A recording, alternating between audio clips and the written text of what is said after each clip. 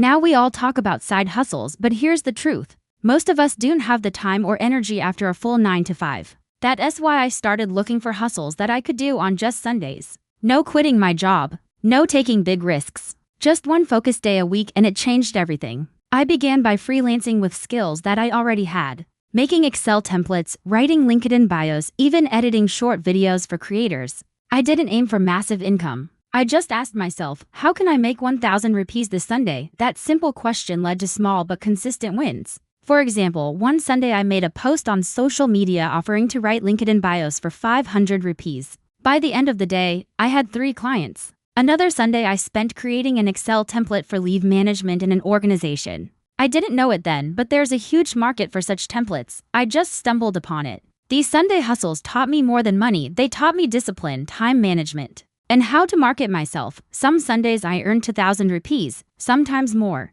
And soon these weekend experiments turned into actual income streams. And I was doing all of this without quitting my job. If I can do it, so can you. You might have different skills, interests, and resources, but the idea is the same. Dedicate one focused day a week to exploring and developing a side hustle. So here are 5 realistic side hustles you can start this Sunday. No. 1. Social media manager. Are you good with social media?